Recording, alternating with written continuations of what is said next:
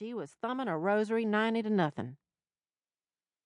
It's hard to say which one of them three things Grandma Eldridge fainted over, but it took her 2 full weeks to get over the shock and humiliation and welcome my mama into the family. By then, I guess there wasn't much choice. My daddy was married to the girl, and I was on the way. Grandma Eldridge was happy as a boarding house pup when I come out with the Eldridge bluish-gray eyes and light-colored skin. When she'd tell me that story, years after my mom had passed on, I never understood it. My mama, with her hair the deep auburn of fall leaves and her olive skin and her eyes so dark you couldn't see the centers, was beautiful, exotic, like a movie star. When she talked, the words fell from her mouth with a lilt that made her voice ebb and flow like the currents in the bayou. Mama's people knew the water. They lived on it and farmed rice alongside it and felt it in their very souls. Every summer, Mama gathered me and my little brother Frank and carried us on the train to southeast Texas to see her people. I'd come back afterward and tell everyone in Daly that Mama's family lived on a plain old farm just like folks in Daly. That was as far from true as the East is from the West. Those trips to see the Chassons were like going to a whole other world. After my mama passed on, there weren't any more lies to tell.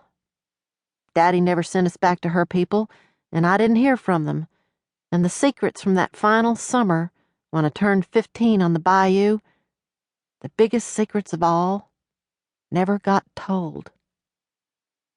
I thought I'd take the secrets to my grave, and maybe I would have if Imogene Dahl, my best friend since we started school together at Daly Primary, hadn't got a wild hair to celebrate her 70th birthday by catching a cruise ship out of the harbor near Perdita, Texas. It's funny how from 17 to 70 can be the blink of an eye all of a sudden. Every time we talked about that cruise, I had a little shiver up my spine. I tried not to think too hard about it, but I had a strange feeling this trip was going to change everything. That feeling hung on me like a polyester shirt straight out of the clothes dryer, all clingy and itchy. The day we sat looking at the map, using a highlighter to draw the path we'd take to the coast, static crackled on my skin, popping up goose flesh. I imagined them East Texas roads, the piney woods growing high and thick, towering over the lumber trucks as they crawled with their heavy loads. I followed the line down to the bayou country, where the rice farmers work their flooded fields and the gators come up on the levees to gather the noonday sun. Where the secret I'd kept all these years lay buried, even yet. "Are we really going to do this?" Imogene asked, tracing the road with her finger.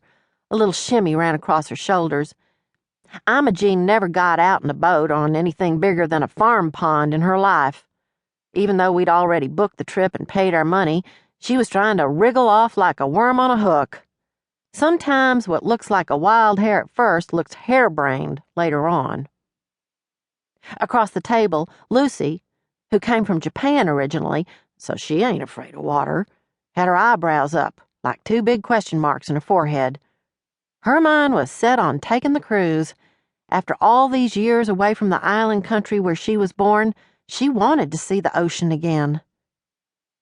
They were both looking at me, waiting to see what I'd say, since right now the vote was 1 for and 1 against. I knew they'd probably go for it if I told them, "Oh, hang, let's just go to Six Flags instead. It'd be lots easier. We can ride the loop-de-loop and say we done something adventuresome before we turn 70.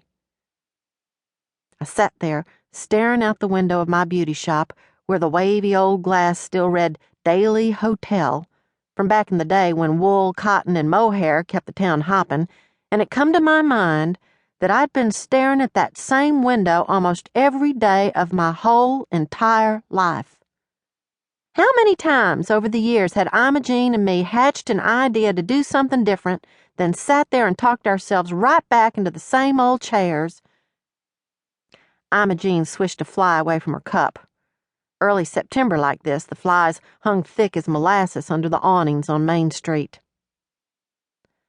"You know, it's maybe not the smartest thing to be heading down to the coast when there's a hurricane coming in," Imogene pointed out.